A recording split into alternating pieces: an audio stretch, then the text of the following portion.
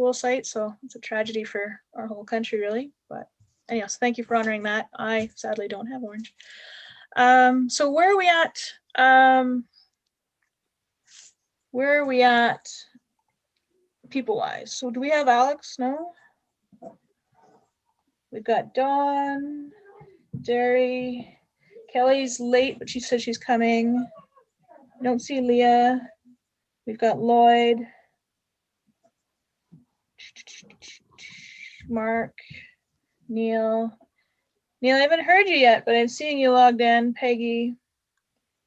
I don't see Alex. And Fiona said she'll be late. And we don't see Justin. So I think we have quorum. Karen, do you see quorum? We've got Dawn, Derry. I do. Excellent. So we have quorum. Okay. So with that in mind then, Karen, are we live? We just went live. Excellent. Okay, with that being said then, I'm going to call the meeting of the Parks and Recreation Committee to order at 7:05 p.m. today. So thank you everyone for joining us. Looking forward to tonight's presentation and as we advance the work on the Horse Creek Sports Park update. So first things first, just wanted to call the meeting to order and make sure that we can approve the agenda. Does anybody have any questions about the agenda before we approve it? No, okay. So just a motion to approve that. I see Derry's made that motion. Thanks, Derry. All in favor? Okay, looks like that's approved unanimously. Moving then to the minutes, previous minutes. If anybody's had a chance to review that, there's just some small typos that we're going to fix, but content wise, if everybody's comfortable with the minutes, we will approve that as amended. All in favor there? And Peggy, thank you for moving that. So all in favor of the adoption of the previous minutes, and it is unanimous. Thank you. Okay, so moving on to business, new business 4B2 and our work for tonight, the Horse Creek Sports Park progress update with Urban. So Drew, over to you. And good evening, everyone. Before we start, I just wanted to follow up on Annika's email. I realized that she did reach out, but I think it's important to recognize all the great work that she did. She has a very good opportunity to be a planner in the Red Deer area. So certainly we are sad to see her go, but it is a great opportunity for her. So excited for her as well. So just wanted to share that. Of course, she sent the information out earlier, but I think it's important to recognize that publicly as well for all her efforts and contributions to the town. Devin's here with me this evening as well, so he'll be able to help out, and certainly he's got some great ideas as well. And then the thing I would say is Kyle and Greg have some great information to share. We're really going to dive into things a little bit more than we have in some of our, as we've built to this point.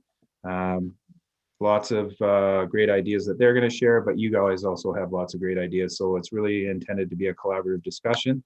And hopefully we will begin to narrow down what will ultimately become the concept for the Horse Creek Sports Park. So I'm going to turn it over to Greg and Kyle to take it away, but just encourage everybody to, ask lots of questions, share your ideas, and looking forward to seeing where we take this concept. So thank you. Thanks, Drew. Can everybody hear me okay? Good evening, everybody. Appreciate the time tonight. And yeah, as Drew said, we've got a fair bit of information to work through. We're going to go through a lot of context type of pieces, I think, that will hopefully help inform some of the decisions. And then we do have some ideas to put in front of you to get your thoughts as well. So let's see if I can share my screen here.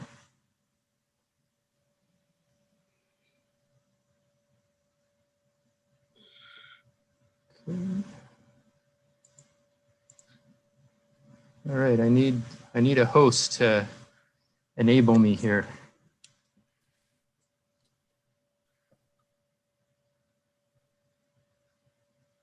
While we're working through that, I just wanted to take an opportunity as well. Lisa Almond is with us this evening, so you'll see her name listed on there. Lisa is working with us. There her screen is on. So there's Lisa. So Lisa works in our human resources department, but she's been seconded as well.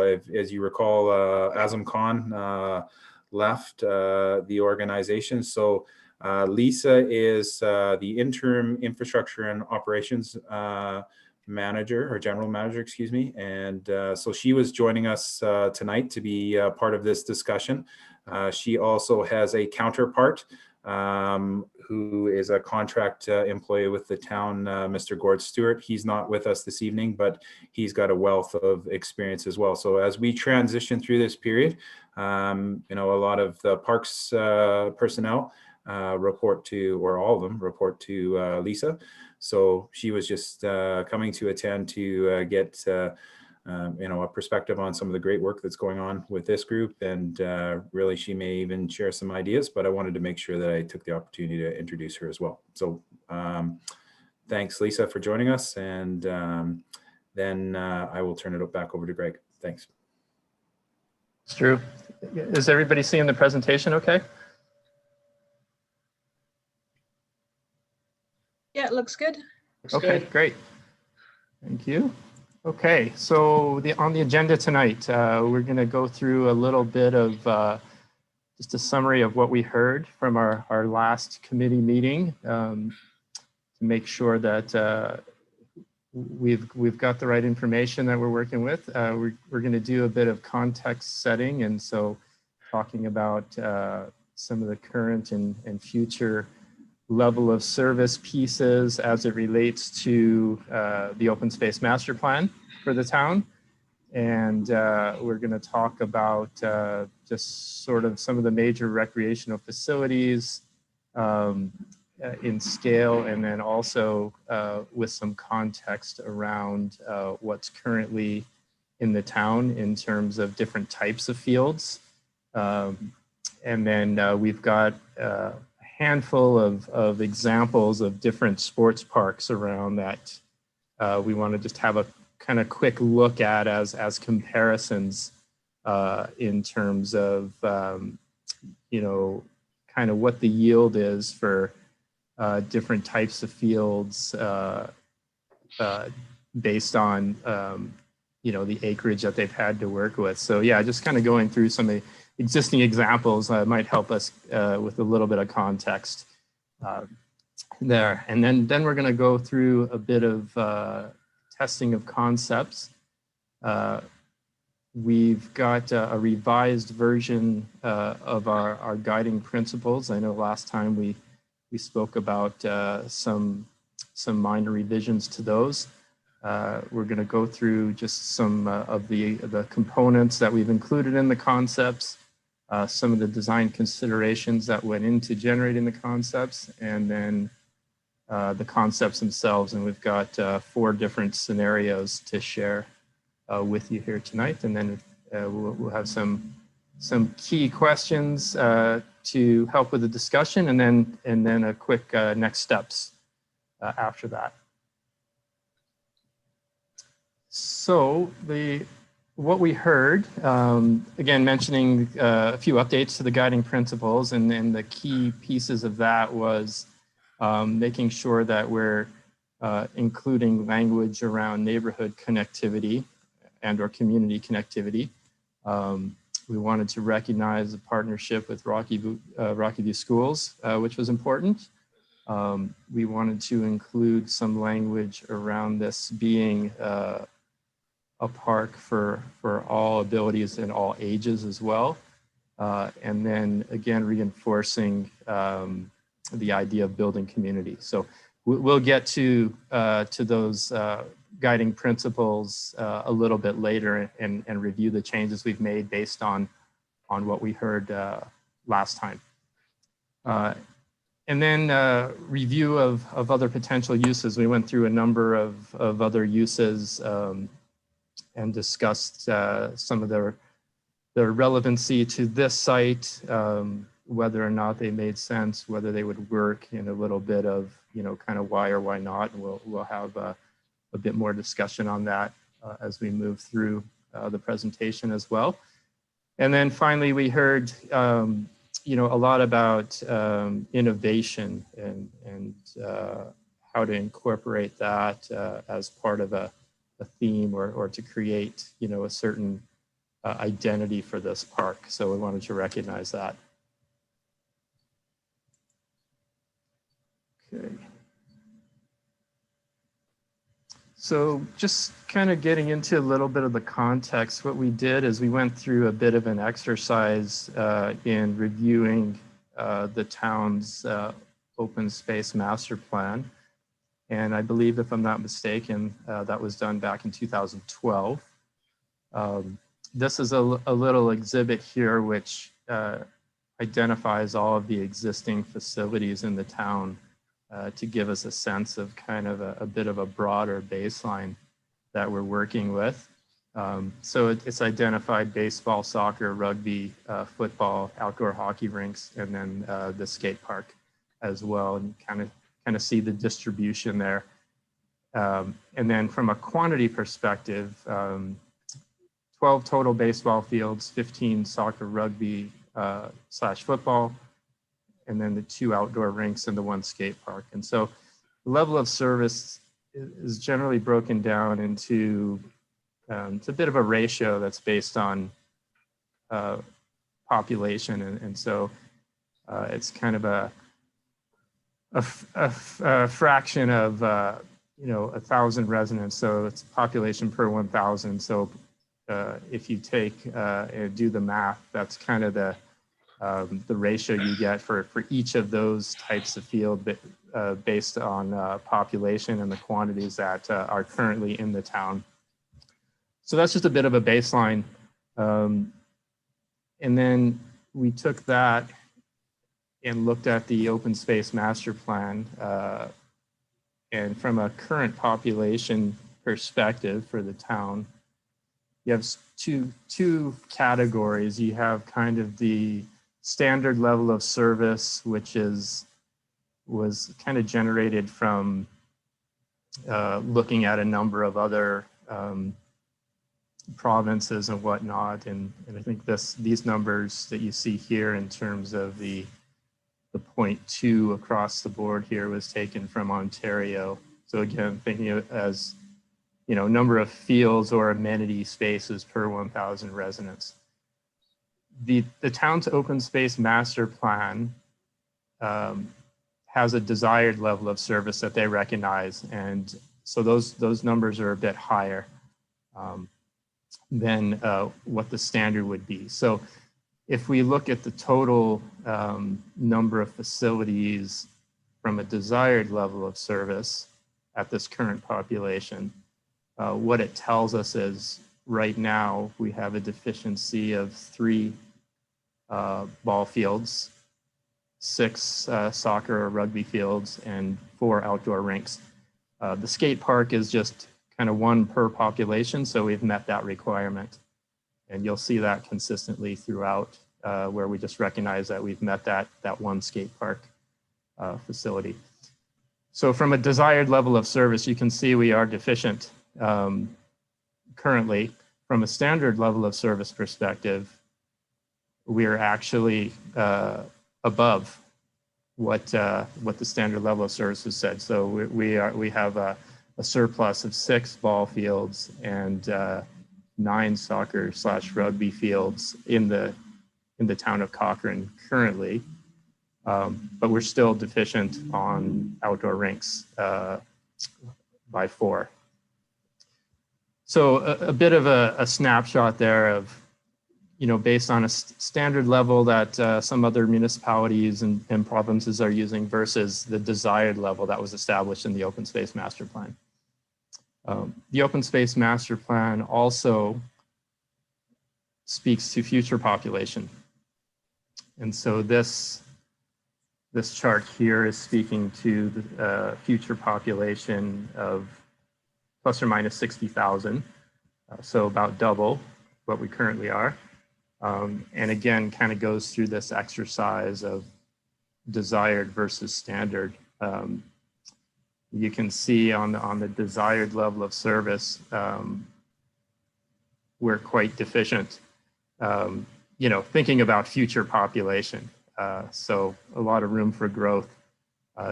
18 baseball fields, 27 soccer, rugby, and 10 outdoor rinks. So, you know, however many years into the future, we're looking, this is just a little bit of a snapshot into, you know, thinking about longer term planning for the continued addition of these types of facilities. Standard level of service,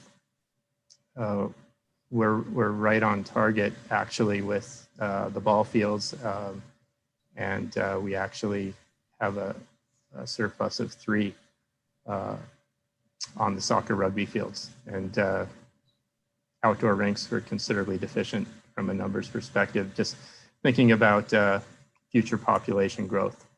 So it just kind of gives you a little bit of an idea of as we move forward, you know, and as the town continues to grow, kind of what some of the needs might look like. So keeping that in the back of our mind as we think about this project and how this project can help, you know, establish and help reduce some of those numbers. Okay. Just speaking to level of service a bit more generally in kind of our discussion last time, you know, one thing we established was that, you know, the Horse Creek Sports Park is not going to be able to accommodate everything for everyone, specifically if a higher level of service is sought out. So just, you know, thinking about both spatial requirements as well as cost for higher levels of service. We also talked about the fields not all needing to be the same level of service. So being able to mix and match a little bit. We talked about that level 2 to 3 is generally the preferred range. And, you know, that was kind of, you know, level 1 being the highest level of service, you know, catering to more, you know, really professional organized types of sports and that sort of thing. But level 2 to 3 giving, I think, the most flexibility and a bit of a, you know, a balanced approach in terms of what the maintenance requirements would be, what the potential for some of the associated amenities would be. So we talked about the potential for 1 or 2, and we're just calling them feature fields, which might be a higher level of service, might be constructed a little bit differently to, in thinking about life cycle costs, might have irrigations associated with them, or a different type of irrigation, might have other pieces such as fencing and bleachers, you know, for one special field or a couple special fields. So really the general idea is flexibility there, just to be able to, it's not that they all have to be the same. Lots of room to accommodate different levels if we so choose. And then we talked about leveling up, having the ability to, you know, for future amenities to be able to have the ability to add, you know, different things potentially if the need changes or if, you know, future funding becomes available in different ways and that sort of thing. We also talked about level of service associated with the parking lots, whether they would be paved or potentially gravel in some areas. And so just thinking about the flexibility there and where you might be able to save some money in terms of the parking areas. Okay. Maybe I'll just quickly see if there's any questions up to this point or any comments. Yeah, no, your timing is good. I think Peggy, I see your hand up with a comment. Yeah, I just had a question going back to the context on the open spaces plan. I've looked at this document before and I just pulled it up again because I had to refresh my memory, and I find this calculation so fascinating. But the other thing to keep in mind, and this is leading to a question, but the other thing to keep in mind is this plan is almost 10 years old. So I wonder what are the recreation trends now, and what are the changes in recreation use? There's an Alberta-wide recreation survey, and you can extract the Calgary specific data, which isn't Cochrane, I know, but we can still look at trends in the general region in recreation use. And one of the things that's growing, of course, is bicycle mountain bike use. And that was actually identified in the open spaces plan from 2012. So I can only imagine it's even more in demand. And so the open spaces plan identified the need for mountain bike parks or mountain bike trails, which of course has been part of the Horse Creek proposal. And then skate parks always surprises me that there's only one proposed, when maybe they never anticipated skateboarding would get more popular, but it's really well used for bikes right now, not just skateboarding. So I wonder if that analysis might have been different today if they'd done it today. And then the other one was off-leash. Off-leash parks we've got even more dog owners since the pandemic, me included. And off-leash parks are in high demand right now. They're even charging parking at Quarry Lake and Canmore now because there's so much demand for that one parking dog park. So when I raised it last time could there be a space here where there could be a dog park as well? So I guess my question is, can we consider any other recreation trends in addition to what the open spaces plan suggests we're missing? Yeah, no, absolutely. And I think we're going to get there a little bit further in the presentation to talk about some of those other uses. And we didn't specifically speak to off-leash area in this presentation, but certainly we do have a slide where we talk about the kind of uses that are in and out or have some potential. So, we can certainly have a conversation at that point as well. Awesome, thanks. Anyone else with any questions or comments at this point? So either raise your hand or throw a point up in the comment fields, but I'm not seeing anybody at this point. So yeah, anyway, so from my perspective, just at this point is I think we all understand the point. We can't be everything for everyone.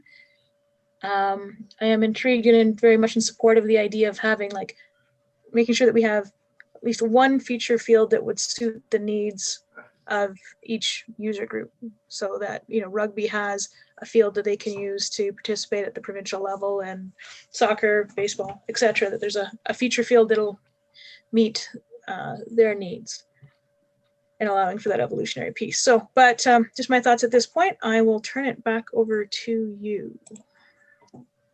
Okay, thanks. Okay, so this slide is just intended to show, just from a scale perspective, once you sort of remove the area to the northeast with the steeper slopes, and you remove the school parcel out of the mix at plus or minus 30 acres, it leaves us with about 80 acres or so of usable sort of flat space for more programmed elements, fields and such. So it's just giving you a sense of what we have to work with in terms of just sort of footprint, and that is going to help provide a little bit of context as we move through to some of these other examples here. So I won't spend a bunch of time on each of these. I think we've got about a half dozen or so, but these are just examples of similar facilities and sort of comparisons around the size of them and the number of facilities that they've accommodated in that space. I wouldn't pay too much attention to the population piece here. It's really largely more about what they've done with the space in terms of efficiency. And in this case, this is Shoaldice Park in Calgary here, and They've fit 9 ball diamonds in 7 soccer rugby fields, and then they've got 4 tennis courts. You'll notice on most of these examples that, yeah, there's various orientations of fields, various configurations. Most of them do have a fairly balanced distribution of parking. You know, that is convenient to most of the fields. And then generally some form of sort of central kind of plaza space associated with it as well. So you can kind of get a sense of what they're sort of fitting on these project sites. This one here is in Medicine Hat, and 63 acres in size. And they've got 4 ball diamonds, the quad diamonds there, as you see. And they've got 1 football field and then 3 soccer / rugby fields. So this one feels a little bit more spread out. They've obviously got a significant sort of recreation center associated with it as well, which probably requires a higher yield of parking. So probably a bit more footprint of parking for this particular facility based on the type of users. This next one is in Airdrie, Chinook Winds Park. So you can kind of see the double quad diamonds there, and you know, efficient. It's the most efficient use of space in terms of ball fields. Distribution of parking throughout. They've also got 4 volleyball and then 1 multi-use hard court here, and looks like they've got some other just kind of open space for just sort of more casual play, if you will. You know, whether it be just throwing a frisbee around or other pieces like that they've integrated. The next one is in Kamloops, and this one is designed around diamonds that are specific to baseball. So not necessarily the slow pitch softball, which you can see the difference between those types of fields versus designs that are specific to baseball, which have, you know, the grass infield. They have pitchers mounds, other associated amenities specific to baseball. You can also see the configuration of the field. There's a deeper spot in center field for specific baseball design. So this one is accommodating a dozen baseball diamonds at 126 acres of space. They've also got 10 soccer field and 1 lawn bowling field, a skate park, and a mini golf course associated with this as well. You can kind of see how the baseball fields tend to use up a bunch more space the way they need to be configured. The orientations change, the size, the dimensions of the field change and require more space. Greg, I was just wondering if you could comment. When I look at this, while the parking's distributed, it doesn't look like there's, you know, I don't know if abundance is the right word, but it's certainly not dominated by parking. Yeah, they've got it generally kind of designed around the perimeter. I mean, you've got a fairly significant parking lot here, but largely with the fields, yeah, they are smaller lots around the perimeter. And Okay. you'll notice when we do get to the options, you know, we did talk about reduction in parking last time, and thinking that we were considerably overparked potentially. And so we have reduced down some of the footprint of our parking as well, thinking about flexibility and sort of shared use. And there'll be some pieces to think through on that as well. But I think we're being more efficient with the parking space.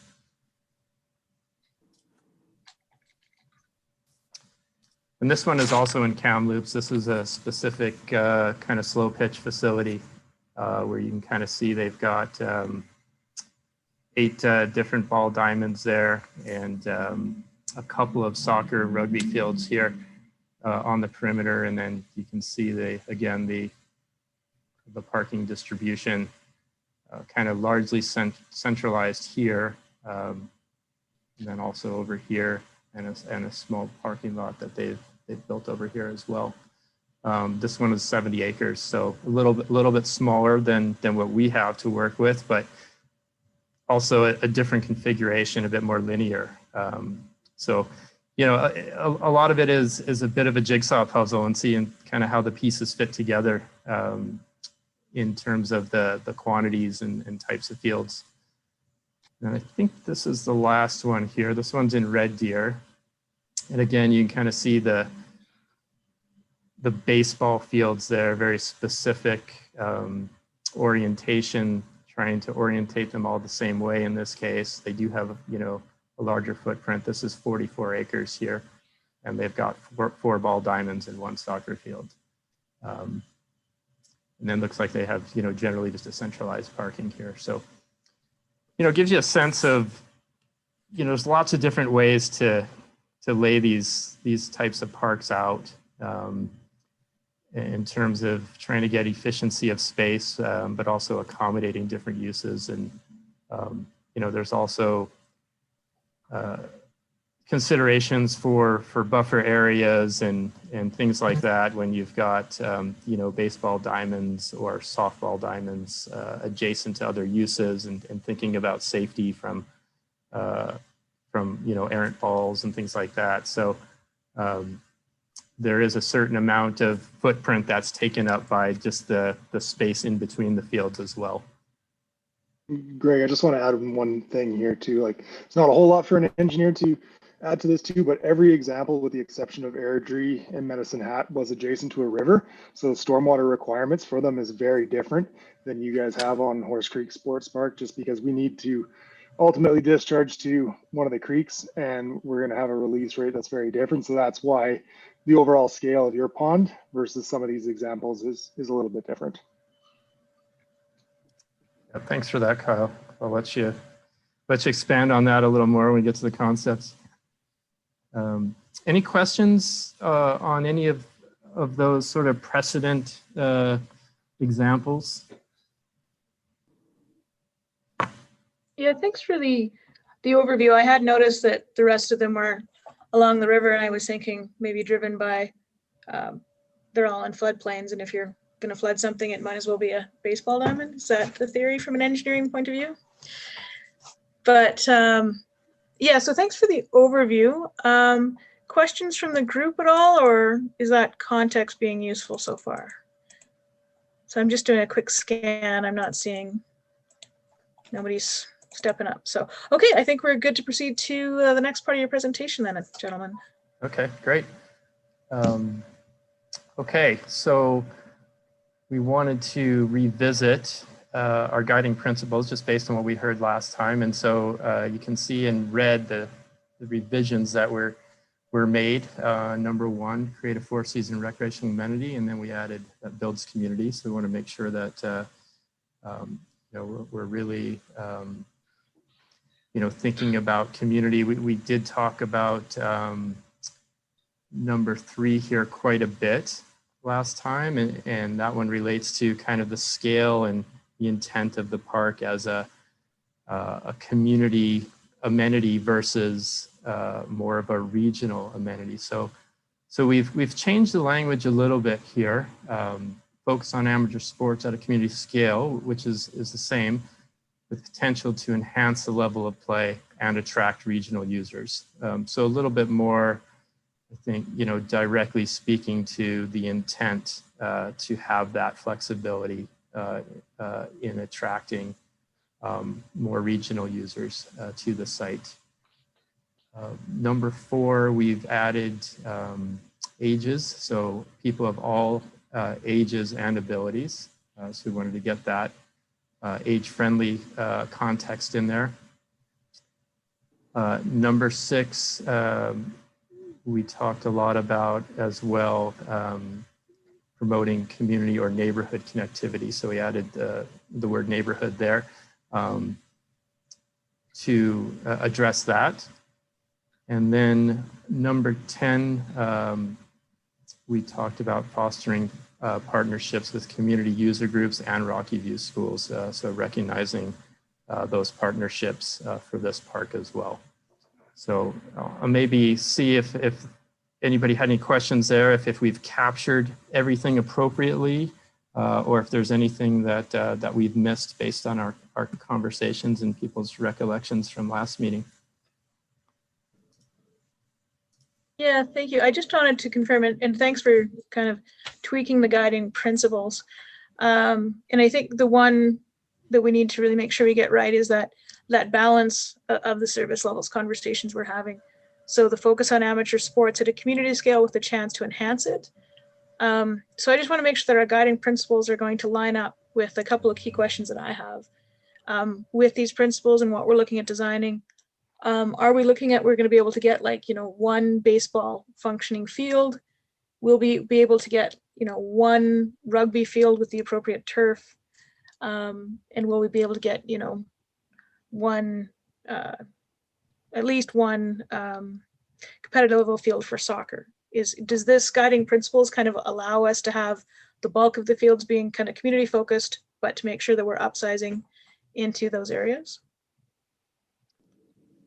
I think that's a great way to look at it. I think it does, and we certainly can achieve that. I believe we can achieve that for sure, to have, one higher level, at least one higher level field for each of the different sports. And I think that certainly is a nice balance within this. And as we get into some of the concept ideas and have some of that conversation, maybe we can loop back to this at the end and make sure that we're comfortable that this wording is appropriate.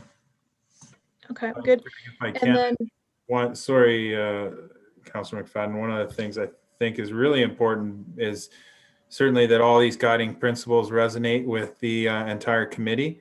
So when you get into those difficult conversations where there's competing uses and things like that, we can go back and use the guiding principles to guide us through those discussions. So, I'm not sure, Councillor McFadden, if you want to make sure that everybody, I know we've gone through these a few times, but before we start going into the different concepts, I think it would be great to make sure that we're all on the same page. yep, thanks for that guidance. I do appreciate it. I did have one question before I forgot it though. Does this also allow, we said we want to foster with the different community groups and the school board. In your design, are we going to be, or is there any ability to integrate with what the school board's plans are for their lands? It just seems a shame if they're going to build a field on the other side that we're not planning to integrate.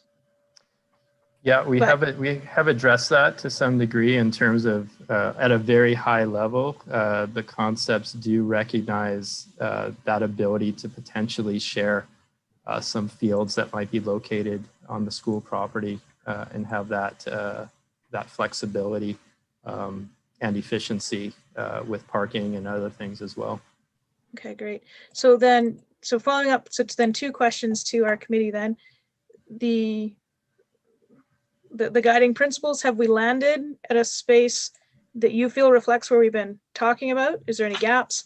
And then if you wanted to have any concepts about how we're integrating with the school site. So, John. Yeah, I'm quite happy with the changes that have been made. And I think as we look at potential concepts, again, as Drew mentioned, going back and screening it through this, because individually we may be looking at these principles and seeing them slightly different. So I think it's really key that once we start looking at the actual concepts, that we do go back and screen them through this. Okay, excellent. Peggy, comment, question?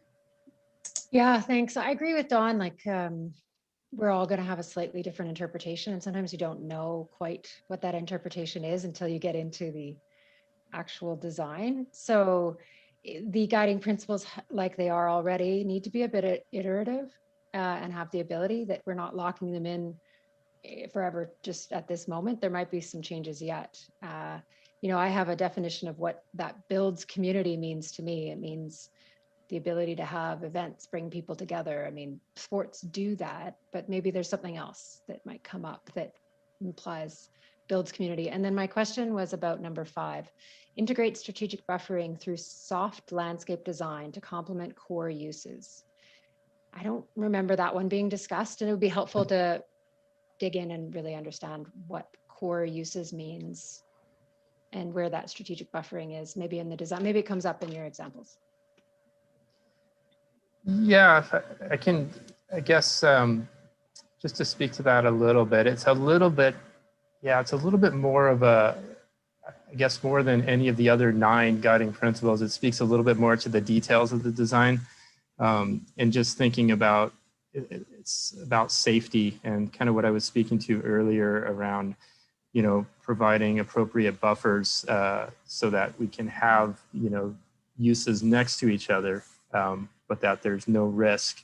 And so we want to do that from a safety perspective. We also want to buffer, we might be wanting to buffer or provide, you know, screening in some ways, whether it might be associated with the parks maintenance facility and how we might provide landscape buffers associated with that. And so I think it's largely speaking to, you know, there's going to be a number of different uses on the site.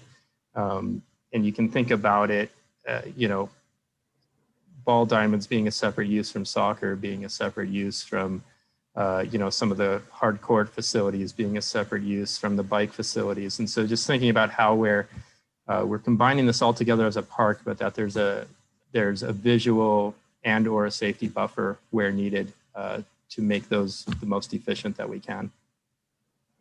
Just to build on that a little too, Greg, like we've got quite a sloped major quarter section here that we're working with and trying to fit in some flat, pretty high level play fields. So making sure that those transitions are accommodated through the grading design as well. I've seen a lot of parks where you get there and it's just a 3-to-1 slope and then you get to the next park and it looks like a staircase. I think we can do a much more appropriate design in buffering this so it looks natural, but provides an amenity as well as a functional use to make sure we're being budget conscious. Mm-hmm. Yeah, so I hear working with the natural topography and I mean, it's probably native grassland out there. You're looking out on these amazing mountains. Like you don't want it to be, to feel like an urban area when you're out there, right? That's probably not part of the experience.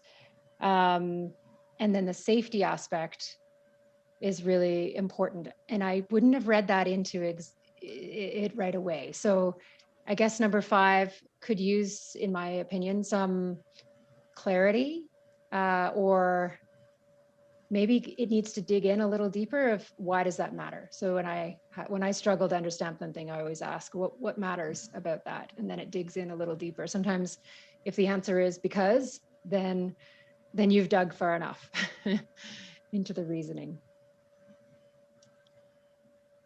Yep, no, appreciate that.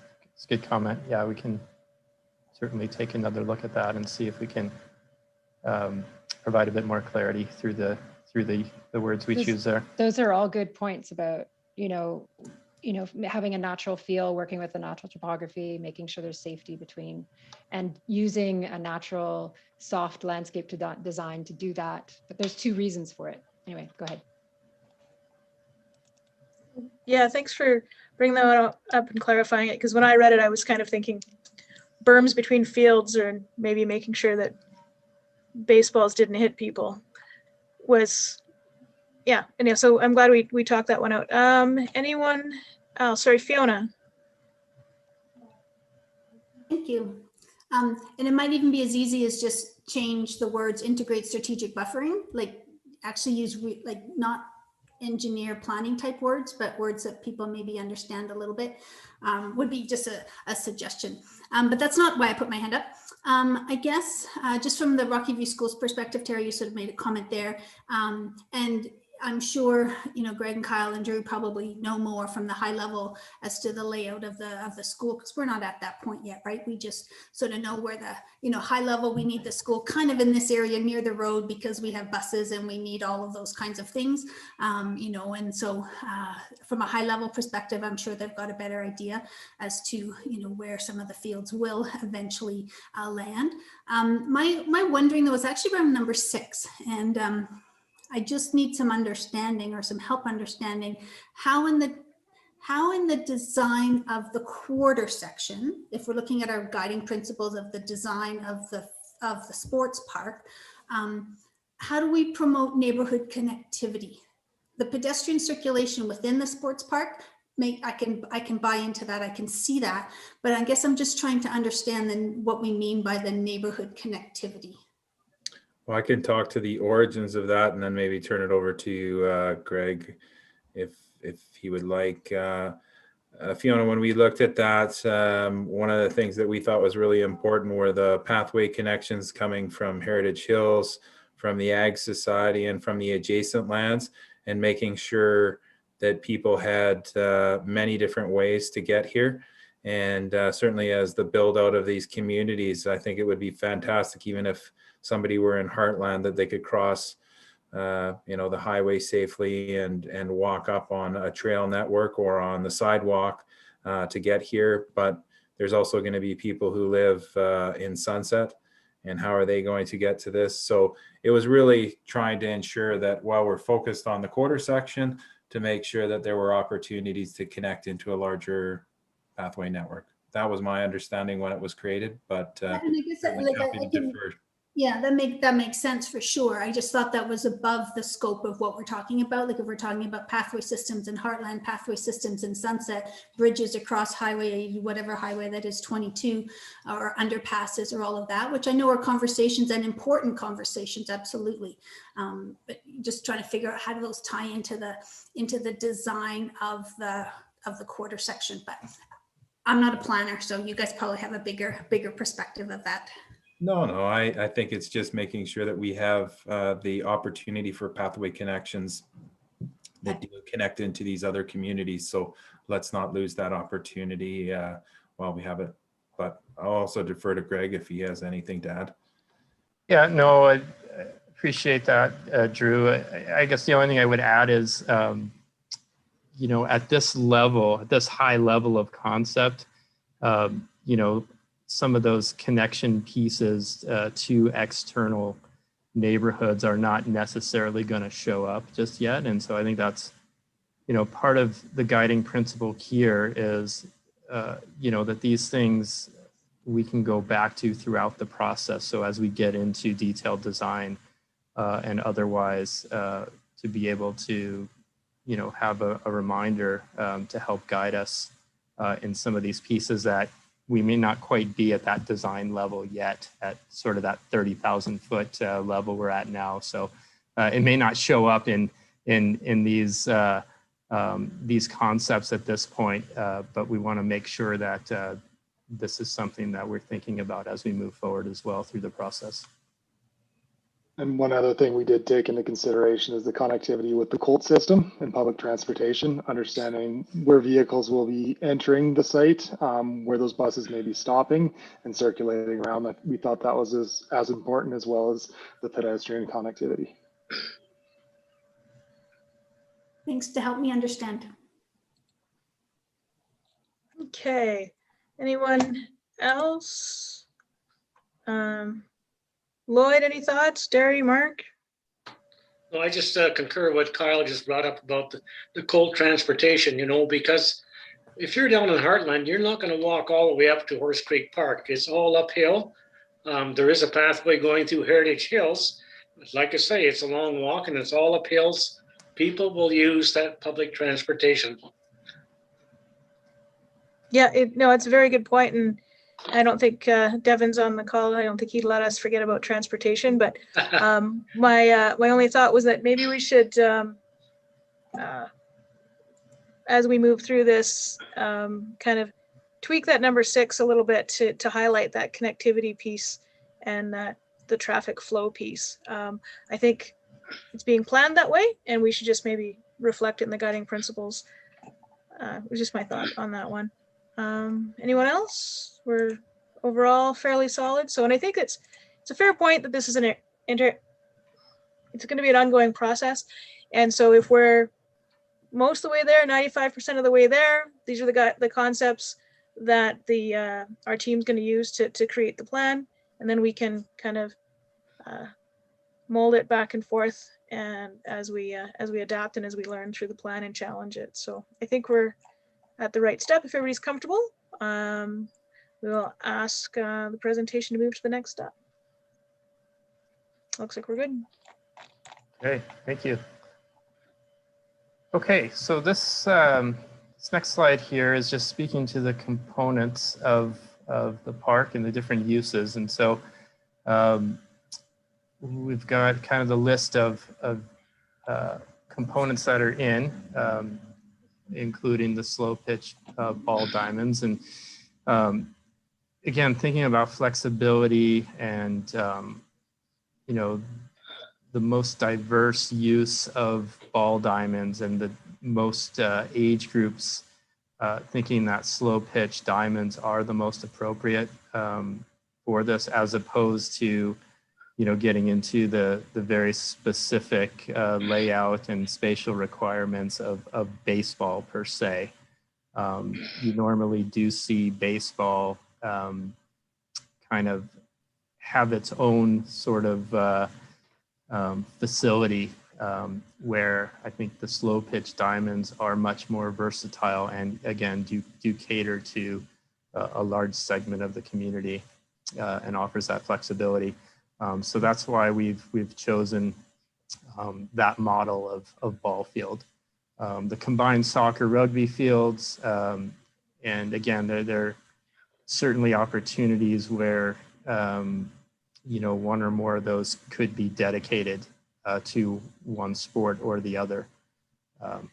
The bike facilities are still a part of the concepts, the pump track and that sort of thing. We also have, which was mentioned previously, kind of the mountain biking use and having the trails and hiking and biking on the sloped area of the site is still very much part of the concept.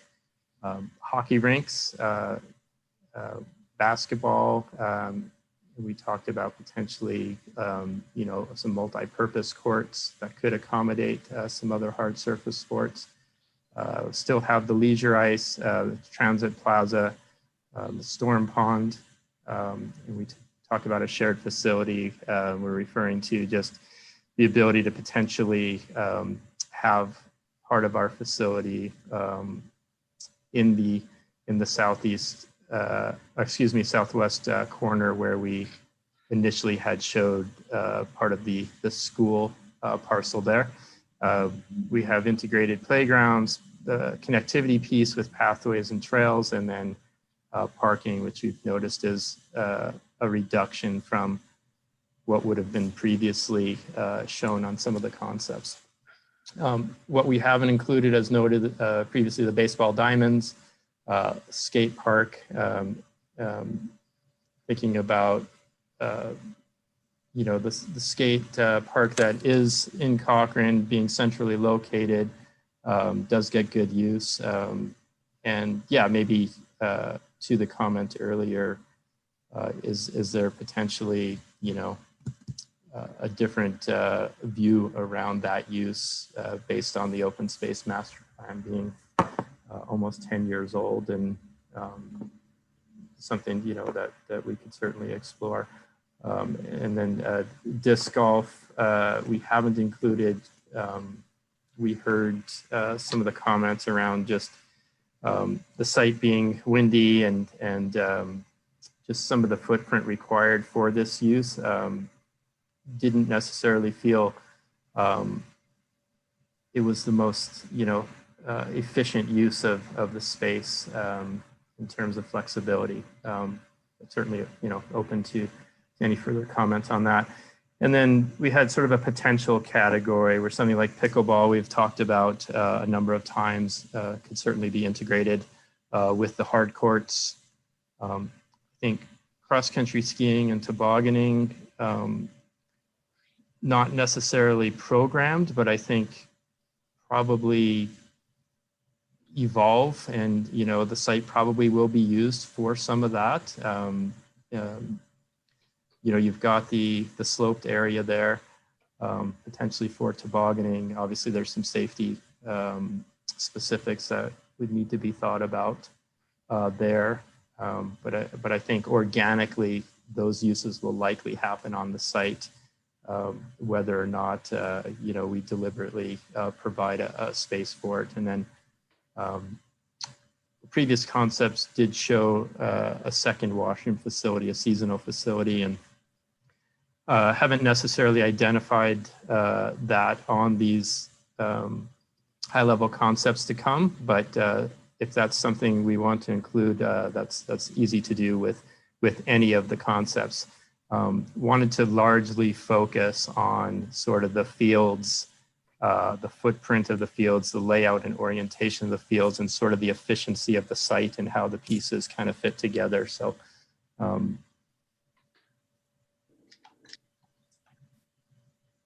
a number of design considerations. So just kind of give everybody a sense of some of the pieces or inputs that are playing into some of the design decisions. So we're thinking about the existing pressure zone and where we're locating specific facilities to manage costs to service a clubhouse or what have you. We talked about the level of service needs and thinking about that, allocation of space and layout efficiency, storm pond footprint requirements. And maybe Kyle, I'll let you speak to that here, maybe when we get into the first concept, if you're good with that. Access and circulation, obviously the parking distribution, and then finding a balance of different needs, amenity types, field quantities. How does that tie back to the open space master plan? How are we thinking about it from a future perspective? Orientation of the fields, and then also phasing, thinking about construction phasing and how some of those pieces might play a role in how everything fits together. So a fair number of things to think about. And so this is probably pretty small. I'll zoom in here in a minute to give everybody a better chance to see what's happening. But so we've got 4 concepts we're going to go through, and we've highlighted sort of the key pieces of each. And you'll notice that there's 3 or 4 that are the same on each concept. And one is the clubhouse and the amenities associated with the clubhouse being located in this general area within the existing pressure zone to mitigate servicing costs, but also just thinking about some of the other inputs and site layout and creating a sense of arrival, an entry, focal point at this corner. And so what we have associated with that space, I apologize, it's a little bit hard to read, but so the clubhouse facility, the 2 outdoor hockey rinks, which are consistent with what the previous concepts would have had, the leisure ice. There will be parking associated with the clubhouse.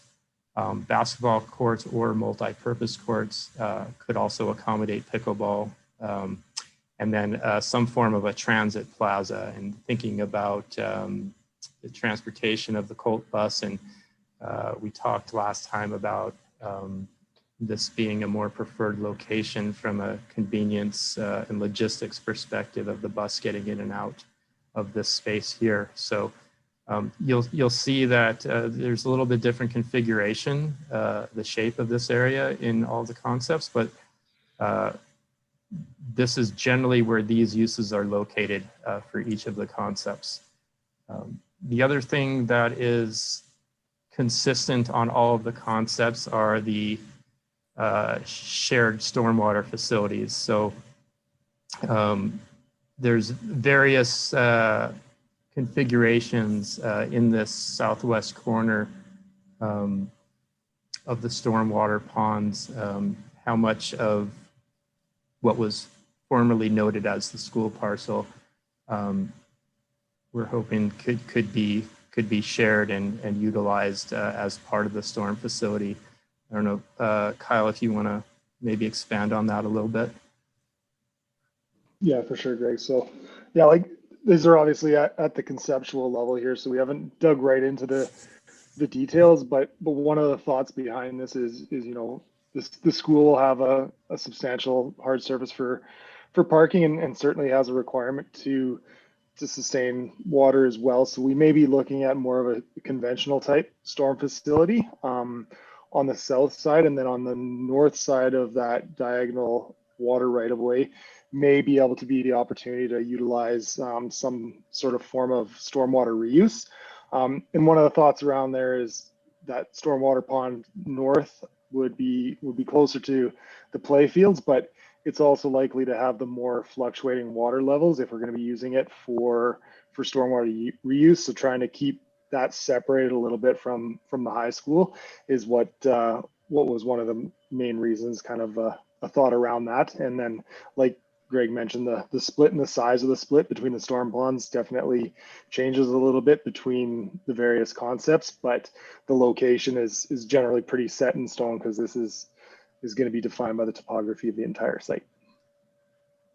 One thing I should share with the committee is that I have talked with Rocky View Schools. So their property is 30 acres, and really the core needs is, you know, 10 acres for the school site, 10 acres for outdoor fields. So they did say, and obviously Fiona's here as well, and we'll have to work through this. And as I've always said, they're one of our key strategic partners. This would involve us if we did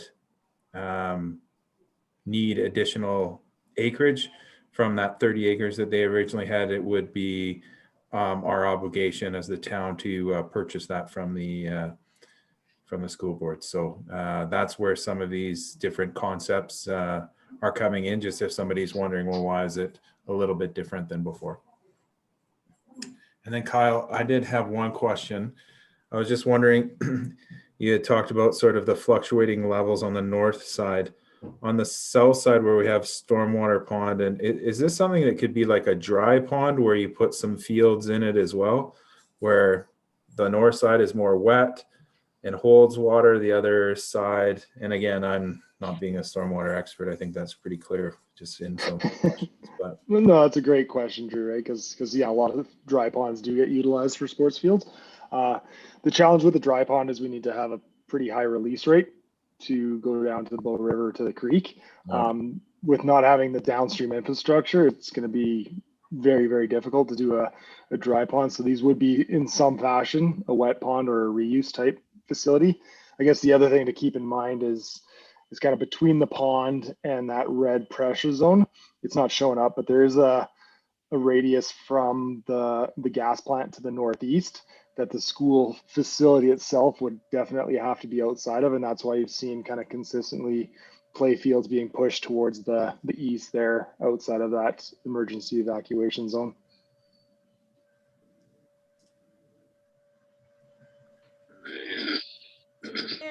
Any questions from anybody? Well,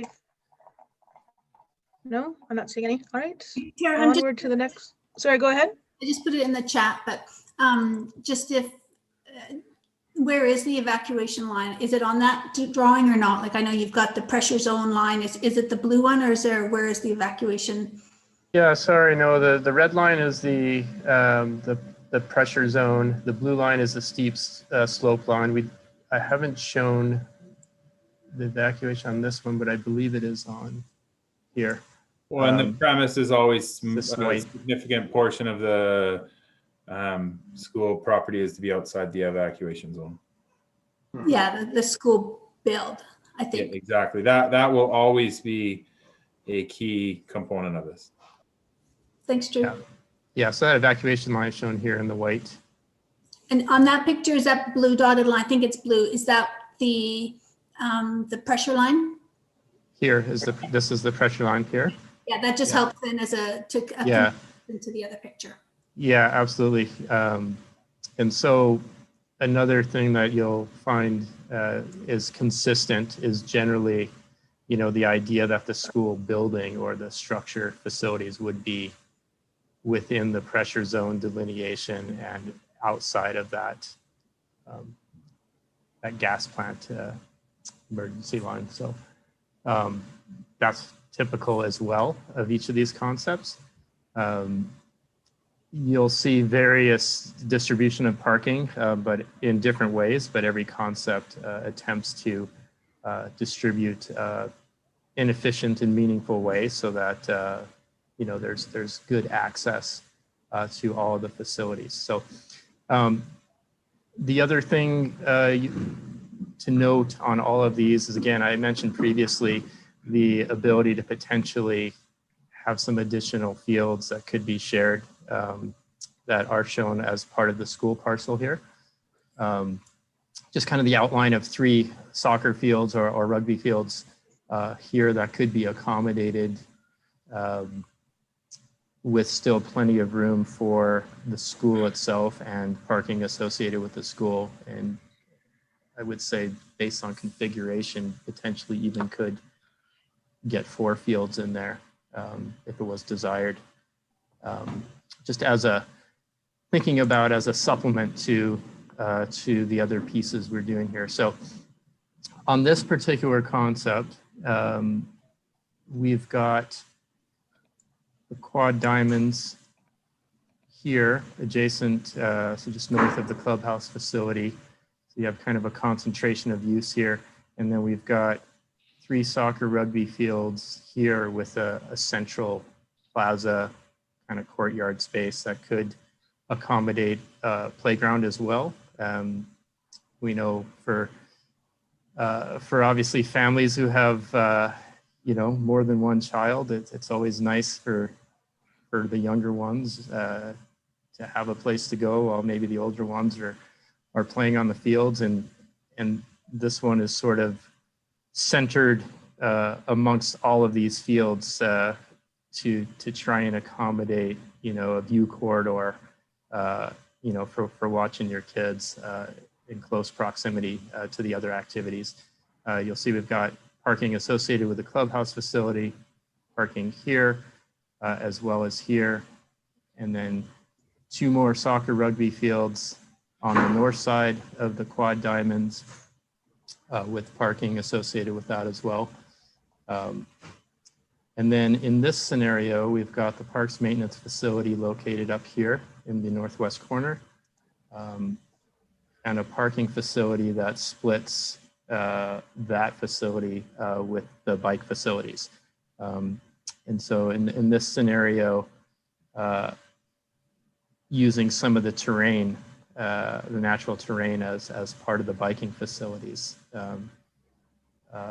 gives us a little bit more flexibility of space to sort of put it up in that corner as well. So the parks maintenance facility is kind of 3 to 3.5-ish acres in scale, the way it's drawn now. Been conversation as to how much space we need there, but we've kind of defaulted to the higher end of what we spoke about to make sure that we have room to accommodate.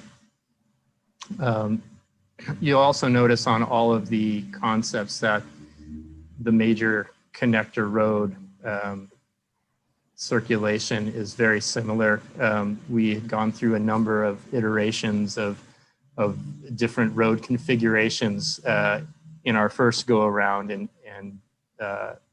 landed on sort of this general loop that we thought accommodated the site in the most efficient way and offered a lot of flexibility in terms of where we could locate uses. So this particular scenario has the four diamonds and 5 soccer rugby fields, and then accommodates the other uses, as mentioned, the bike and the maintenance facility. as well as all the function happening in and around the clubhouse facility.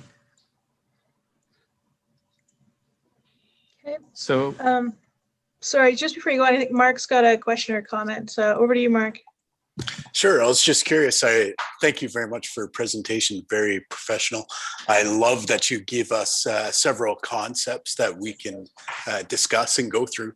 Is it preferable that we wait till the end of showing the concepts, that we give some thoughts and positives and negatives as we see it, or would you like it sort of per concept idea? Which would you prefer? yeah, I'm okay either way, Mark. Whatever your preference is. I know we have a couple of questions afterwards, so maybe I'll just throw that out there just as a bit of a precursor. The things we want to be thinking about is the number of fields that we're accommodating in each of these, as it relates to kind of what the open space master plan is telling us that we want to have. And then obviously the configuration or proximity of uses to each other. Are there certain layouts that you like better than others, or certain uses next to other uses that you prefer? So those are some of the things to be thinking about, but I'm happy to go either way. We can talk about this one or we can go through all of them first. Sure. And I really appreciate you sharing your experience with playground and having small children and all that. My experience with coaching Timbits soccer is it's just the opposite. You want your playground as far away from the field as you can, because your young kids would rather go play there than be coached, sort of idea. So just a little bit of opposite. Maybe it's my coaching technique and I needed to improve it back then. One of the things that I might change on this one is if you could take out that plaza and then put in the field house in that location, and then change the orientation of the two fields that are above and below, north and south of it, then I'd really like this one so far. So replacing this here with field house? With the field house, yep. Okay. And then the rugby fields, instead of going north-south, they'd go east-west. These two here? Yeah. Okay. Just those sort of things. Sure. Those some questions I had from your slide 16, and I'm sorry to go back. Can you have a movable hockey rink where the boards come apart and you put it onto, like, only during the winter or 3 months where there's enough cold and not too much Chinook, and we can still have a hockey rink? Can you put a hockey rink on, say, a parking lot or a soccer pitch, and then move it off there? Or does it kill the grass and it's not practical, or it's too much to move it, sort of thing? Yeah, I mean, there are products that are mobile like that. That could be considered for sure. Rink Water is one that I'm familiar with that we've used as well. See it on a lot of residential lots, but they have different products that could be, have that flexibility to kind of go up and down with the season. Gotcha. And then regarding the quad diamonds, could you, like, if we went with your very original one, could you have the northeast quad be a baseball orientation? So it's sort of more linear, it's longer, that sort of thing? Or is it just, it's not worth it to have one baseball diamond along with 3 slow pitch diamonds, that sort of thing?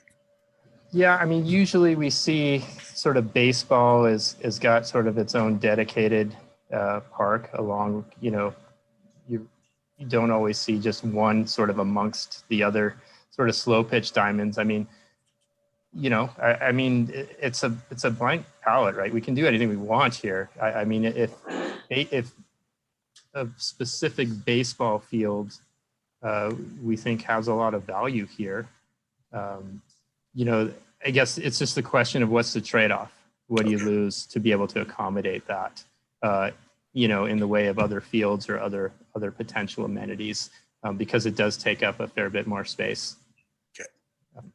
Yeah, especially in this, I like this concept that you've got up right now. It's really good. Well, thank you for answering my questions, and I'll let you continue. Yep, thanks, Yeah, Mark. thanks, Mark. I think there's some good points and some good ideas there. Mr. Hyman, you have some questions, comments?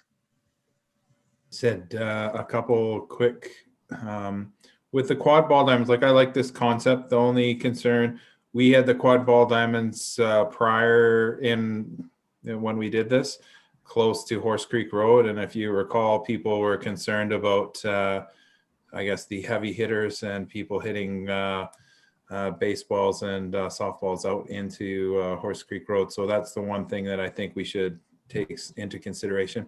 And then I just had a question with the interior road, given that this is going to be over phases as well.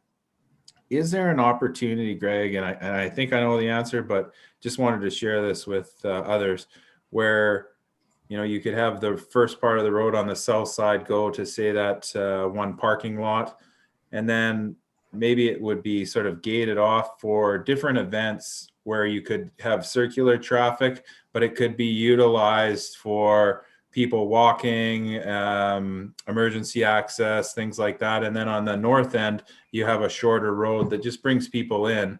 And then we leave, even if it's roughed in. I just think having the whole circular road, it's a lot of road. So would there be some benefits in maybe having a little bit less road, I guess, is kind of some of the thought process I'm having. So. Yeah, I guess to your first point, Drew, yeah, I remember well the location of the quad diamonds there by the road, and you'll notice the other three options bring it away from the road. So this is the only option that kind of shows it adjacent to the road there. I mean, in terms of the road configuration, I think, you know, there's efficiency of circulation, but there is a potential to, you know, potentially loop people around on both sides. Even if, you know, that could be accommodated here as well as here, or at this point. What I do potentially like about that, whether or not there's that direct connection all the way through, and again, I think you're starting to get into emergency vehicle types of conversations with that as well. But even to do that, potentially even in conjunction with a loop, to have the ability to close it off for bigger events or pedestrian-only events, that type of thing could be really interesting to accommodate or think Well, I about. just think if we had food trucks, if there was something, you could have that and bring the gates down. But in the meantime, you know, 90% of the time, it's just a place where people can walk safely in between different fields, different events, things like that. Just an idea. Yeah, no, absolutely. Yeah, it's something really good to think about. All right, well, let's move through the rest of the scenarios Okay. and see what other brilliance you have in store for us. Okay, concept number 2. So the differences here, we've got, we also have 5 soccer/rugby fields. We've got, in this scenario, they're sort of oriented east-west for efficiency along the road. A bit of a playground area here. Quad diamonds pushed more to the east. Clubhouse in the same spot. This one has a bit more of the storm pond area or footprint to the north, and then a little bit less on the south side here. The school pushes over a bit, and we still end up with, you know, plus or minus 30 acres here. The big difference on this one is we were able to accommodate these bike facilities kind of central to the site here, as opposed to being in one corner or the other, still separated by the collector road. So it is a bit of a separated use, has its own parking associated with it. But we're able to essentially accommodate all of the active components within this area here. And then the parks maintenance facility to the north here is kind of tucked away against the slope off of the road a little bit, but would have parking access here. So again, a little bit different configuration.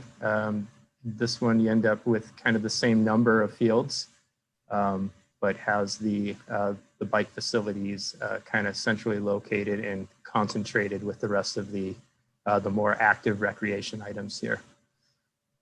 So that's number 2. Number 3 also has 5 soccer fields.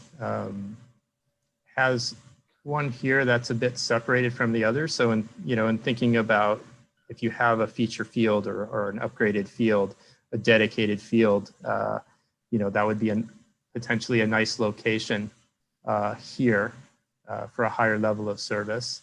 Still have the quad diamonds. We've got the bike facilities up here on the north side. So again, separated with the collector road. Playground area here. And then a similar configuration in the corner here with the storm ponds. And the parks maintenance facility in this scenario is in the southeast corner here. So kind of separate from the rest of the uses. So that's a general overview of that one. And then the last one, and I guess I should say here, this isn't about just selecting one that we like the best. There might be pieces of all of these that we like, and the idea is we want to be able to take all of that feedback and trying to put it all together in one. So we're not by any stretch tied to any one of these in particular. This one is a little bit different in that it incorporates 2 extra ball diamonds. So you have 6 ball diamonds total on this scenario. And I guess one thing to mention there too is that the 2 ball diamonds at the current 5th Avenue site are being relocated here. So one thing that wasn't necessarily factored into those numbers that we looked at earlier from the open space master plan, the level of service was that 2 of the diamonds we're losing at that site. And so potentially this scenario could accommodate those 2 diamonds, and then you've got 4 new diamonds to add to it. This one also has the bike facilities located centrally here. It does still accommodate 4 soccer rugby fields. I like the flexibility of this concept a little bit because those 2 ball diamonds could very easily become another 2 soccer fields to become 6 soccer rugby fields on this option. So it's got a fair bit of flexibility. A little bit different parking configuration here where it's a little bit more concentrated. A little bit of a larger lot, but you still have parking associated with the clubhouse facilities and parking associated with the bike facilities. And then this option also has the parks maintenance facility located here down in the southeast corner. And so those are the 4 concepts. And then just kind of speaking to the questions to think about that I mentioned previously. And we can certainly jump back and forth to any of the concepts for comments or questions.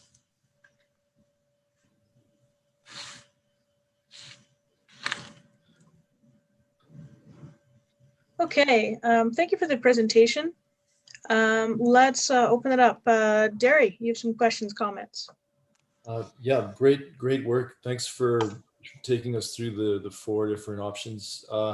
2 things that kind of came to mind were, do you need to have the maintenance facility closer to the fields, or do you want to have it on the road loop rather than having the maintenance equipment to have to come around the 282 road or whatever that road is? And then the other one is if that were the case, then that might eliminate a little bit the second two options.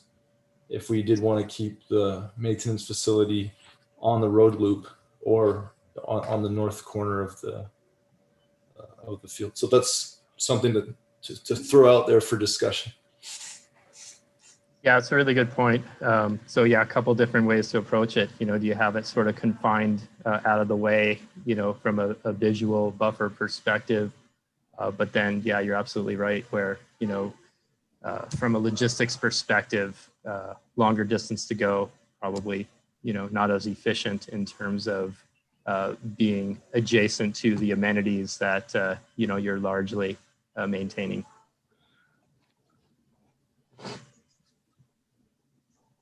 Okay, Dawn, over to you. I'm just wondering further about the parks maintenance facility. We had talked a little bit about that whole concept of the solar energy piece. Would it make more sense to have it, or would it not work if we had diamonds up there or fields up there? And would it work better if it was the parks maintenance facility that was up there? Like, is that a driver for it? I think we've largely approached this with the solar option not part of the conversation at this point. Okay. I don't know if No, Drew, and you that's had any correct. further. Yeah. I think Greg's correct. When we looked at it and even some of the feedback, Dawn, that we received from some of the different user groups, we only have so much space. And while there are some inherent benefits to that proposal, we felt that it was probably the most important thing to do was find spaces for the various user groups and not leave anyone out. Okay, well, that's great to know. Okay, thank you. Thank you. Sorry, just to make sure I'm clear. So at this point, then we're thinking that the solar field is not going to be on the site? That's correct. Okay, yeah, and you know what? I think, there's some attraction to having a solar field to the municipality, but I think there's a bigger attraction to actually having a dedicated recreation site. So I think I'm liking where that's at. Yeah, so is there a problem, back to the maintenance facility, with having it outside of the pressure zone? Is there any facilities that needs, that being outside of the pressure zone is a problem? We've talked a lot about that. There's definitely challenges with it, and it comes down to the level of service and what's going to be actually required for that facility. We've got options where we can service it, depending on what those uses are, and we'd have to look at, what's that building going to be built out of, what's going to be stored in the yard for fire flow capacity, and when is it actually going to be operational? Because in the ultimate term, Heritage Hills is going to be built out. The reservoir will be expanded. So the one benefit of having it in this southeast corner is when that reservoir does have its upgrades, it's a much quicker attachment to get it to a full level of service, even though it may have a lesser level of service for a short period of time. Okay, that's a strategy that makes sense to me. Just my first thoughts before I turn it back over to the group. I did like getting the 6 ball diamonds in there. I think we're going to have growing needs, and I would rather that we, we're going to be losing the 2 at the other site. So I like having the 6. One of the questions I would like to have us answered by the end of this process is that if baseball is not going to be here, then what is the solution for baseball in the overall community? There has to be a solution there as well. So if it's not at this site, what's the story there? And have we settled on that the storm pond will not have a recreational use capacity? The storm pond's just going to be a working storm pond? Like at one point, I think there was both the option of being able to use the storm pond for both irrigation purposes and then potentially to have some sort of recreational amenity around the storm pond. Is that possible or no? Again, it's that trade-off discussion. If you want it to be more of that passive wetland type use, you're certainly going to lose one, potentially two additional fields. So based off all of the concepts that we've shared today, we've taken it as more of a utilitarian approach with the storm ponds, with the potential benefit of doing the stormwater reuse on top of that. Okay, those are my questions. So Peggy, over to you. Thanks. Yeah, thanks for all this. I'm a little confused which concept is which, but just throw in my random thoughts on this. So I don't have strong opinions on where the bike park should go. And obviously I don't have opinions. I haven't yet anyway, had opinions on ball diamonds or soccer fields, although I love those sports. I don't do them as much. So I'll comment on the biking and the trails. But I did wonder, and I mentioned this another meeting, was I think this area will be popular for road cyclists, not just for pump track users and mountain bikers, but they'll want to park in some way in this facility to ride Horse Creek and the rural roads around. So that's just something I'm thinking about. As I saw the bike park in the top with the parking, I thought people are surely going to use that parking lot to access Horse Creek. And I wondered if any of your options, I don't think they did, or why they didn't have any parking right by the highway. If you wanted to create a buffer from the ball diamonds to the highway, maybe it's too much parking anyway, or it might even be cheaper to access parking along the side. So that was another thought. And then another one was, when I go for my picnic at the top of the hill, as I think it was Lloyd suggested, we all should, I'm thinking about how I would get there.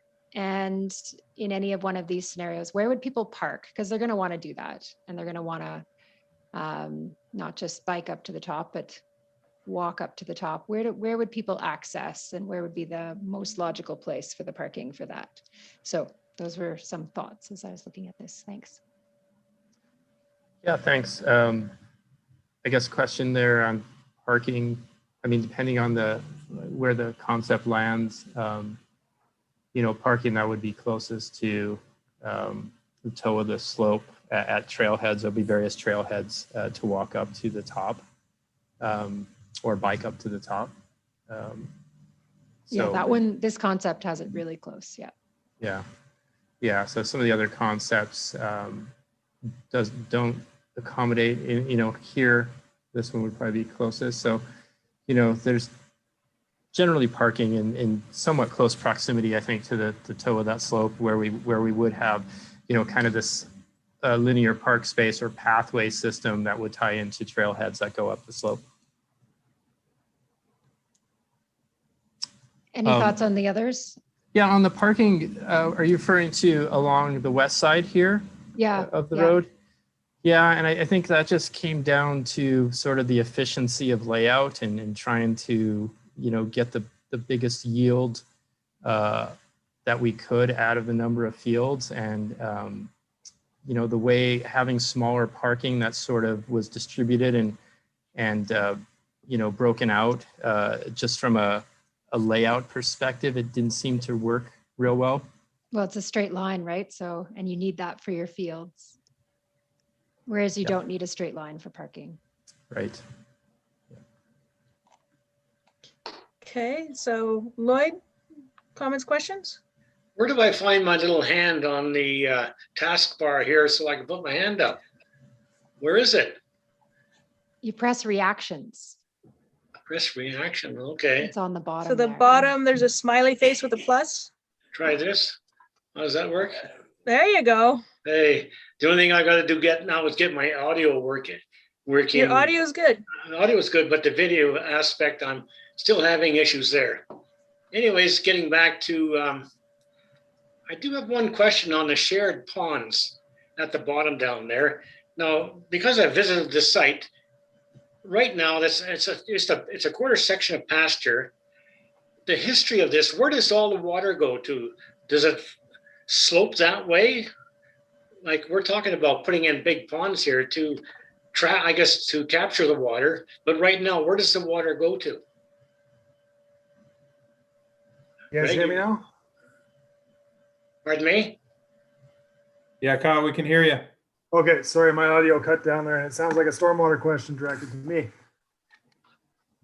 So yeah, the water on that entire quarter site right now does hit a low depression within the ditch just north of Township 262, not far west of Horse Creek Road.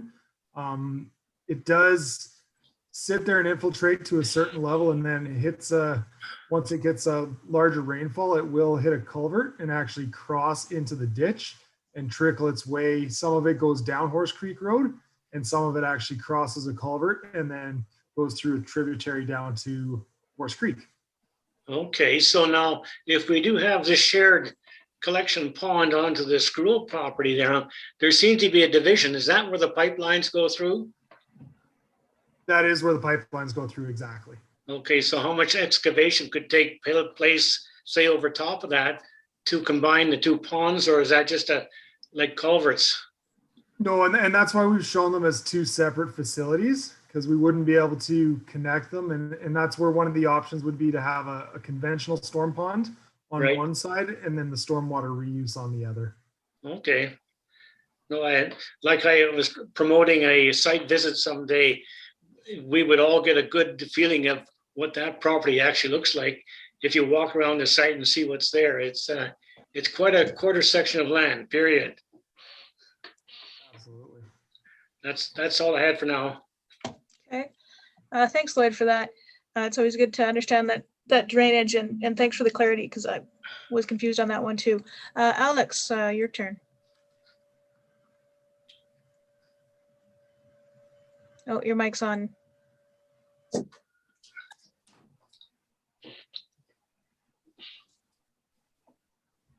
Alex, we're not hearing you yet. Sorry, I've just got a new laptop, whole different thing. I just have a quick Perfect. comment on the fourth option.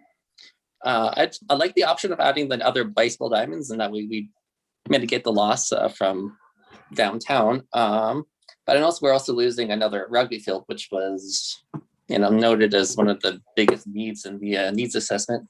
So I was wondering if we can maybe just do a compromise and do 5 and 5, and that way we'd still get the buffer between the baseball diamonds and Horse Creek.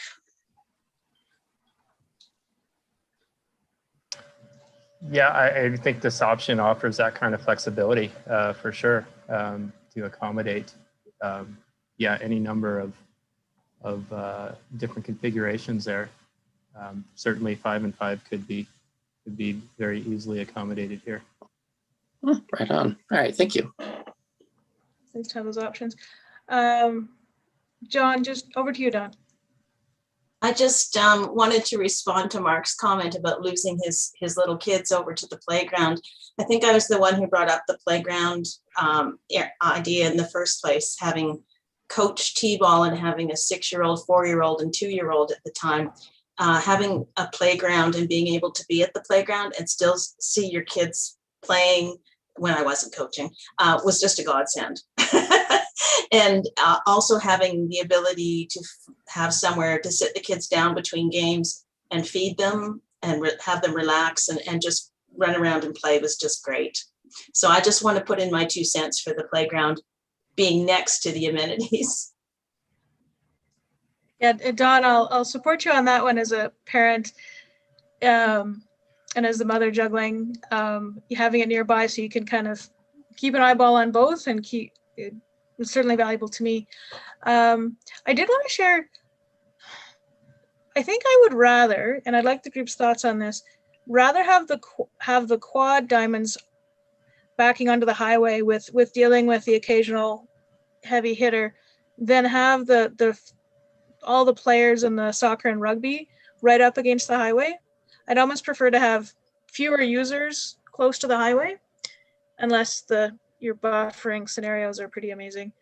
But yeah, I'd almost rather deal with the occasional heavy hitter and have all of the users further away from the highway would be my pick. I am liking the fact that we are integrating the bike use into the heart of the layout. So there's a lot of wins here that I'm liking. Okay, let's see who we got. Alex, did you have another comment? No, sorry, I forgot to take my hand down. Oh, it's okay. It happens to me all the time. Okay, so I haven't heard from some people for a bit. I'm gonna make sure they're still around. Let's see, Fiona. Neil, we haven't heard from you tonight. Any thoughts? No, I'm just listening and appreciating all of the comments that everybody's making, and I really appreciate all of the presentation as well. Thank you. Excellent. And Kelly? No, I'm listening. I'm enjoying. I'm actually pulling things up on bigger screens as we're going through them and reviewing and looking and trying to walk myself through as they're being discussed. I will, however, go with keeping the parks close to the soccer pitches because it's hard to juggle 3 kids, even when if you're a single parent or a dual parent or whatever, there's always somebody missing out on something. Anyway, that's my 2 cents worth, but no, I've enjoyed it. It's fascinating. Sorry I came in late. Yeah, gentlemen, it's a great presentation. I was wondering, is it possible to send a copy out to the group? I have a suspicion I'm not the only one that's having a hard time reading your excellent presentation, and it might be great to get a little bit of time to go over it. Yeah, absolutely. We can maybe send that over to you, Drew, for distribution. Would that work? No problem. I will get it out to everybody. Perfect, thanks. Okay, so I don't see any other questions or comments. I think people have fed into this piece, generally getting a sense that everybody's flagging pretty good. So any questions, comments? We're done on that. Gentlemen, what's the next step in your presentation or the next step in the project? Yeah, I might just, if I could, just to get a general consensus. Sounds like we like the bike facilities central, combined with the other active uses. Is that fair to say? Actually, I'm not 100% sure on my opinion on that one. I did hear that. I mean, there's a benefit to having up in the upper corner, though. As I mentioned, the road cyclists would probably appreciate the access, and you'd use some of the same facilities, like parking, but you could also have toilets. You could also have change rooms. Potentially, they use that sometimes. So, can I put my comments in writing later? Yeah, you know what? I'd support that. So whatever version this is. So having the bike in the northwest corner works for me, actually. I just like that it wasn't off in the southeast corner by itself. So having it in the northwest corner more integrated with the site, I like it better. And I think it's a really good point, Peggy, about we have such an active cycling community, and to give them that launching point, I think that's a valuable piece. So I certainly support that perspective. Okay, that's great. Appreciate the rest that. of the group, do you want to oppose, be in favor? Mark? I like that too, the bike facility in the northwest corner there. What I'd suggest is that the feature field on this one would just be too far away from the change house. I think that was part of one of the presentations, is that they needed the field house or the clubhouse and change rooms close to the feature field. You're correct, Mark. That was the rugby guys. They really wanted to make sure that there was that immediate connection between the two. And I think some of the things that people consider in that too is that with different games going on, people could be in the clubhouse per se, on a patio, looking out onto the sports field. So I think that could be something we could consider as well. I think that's huge. If we stayed with concept number 3 and you took out that feature field, sorry, I keep wanting to say feature film, and then moved your quads diamonds to the east, then you could change the configuration of your 2 rugby fields that are over. Yep, those 2. Make them east-west, put your clubhouse in between and butt up against the diamonds, and you'd still be within your pressure zone for having access to water and whatnot. cost effectively. Does that make sense? You're saying move, potentially the clubhouse could be, if you were to flip the orientation and have the clubhouse in between those two? Yes. Okay. And then keep your bike facilities in the north there. I like that. And I think the kind of the point of the conversation is we could take the best parts of each concept and blend it into a preferred concept. Dawn, hands up Just from wanted you. to comment on the discussion around providing parking and facilities for cyclists. We had quite a conversation about that at the beginning of this whole process way back when. And I think the general feeling of the committee at that time was that the question was that a core part of this park? Was it going to be one of the core services that was provided? And if it was, what would be the impact on the park site itself? So I'm just wondering if we need to have more of a discussion around that. Like if we encourage cyclists to use this as a starting point, use the washrooms, use the parking, how is that going to impact the users who are actually on the site? So I just wanted to mention that because we did have quite a discussion about it in the past. I would also share that I think it's an important discussion regardless, because whether this group chooses to design that as part of this or not, I'm quite confident that this group will utilize these facilities. They already park on the road adjacent to Horse Creek Road. So if there are parking lots there, I can only anticipate that people will use them. Thanks, Dawn. And you mean specifically, of course, the road cyclists, not necessarily the mountain bike or the pump track users. Correct. So we've got the users who are using the actual site for a sport activity, and then the road cyclists would be using it to access. Is that my understanding? Is that correct, Peggy? Oh yeah, for sure. Okay. Yeah. Yeah. So again, that's the which is an broader amenity, which is what, one of the unique things about this property is its location relative to that activity, that Right. even though it doesn't happen on this site. Yeah. Yeah.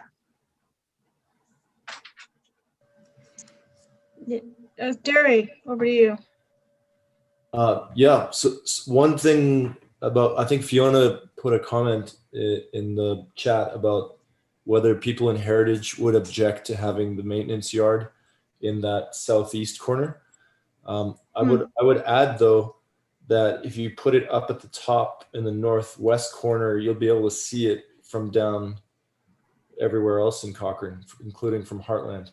Because I live in Heartland. I look up, I can see to the top of that hill. So I'm not accusing the Parks Department of having an eyesore of a yard, but if visibility is a concern, you will be able to see it if it's at the top of the hill, I believe.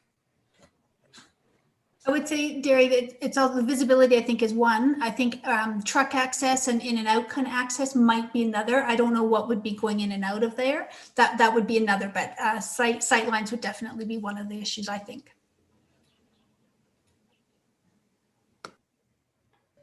Okay.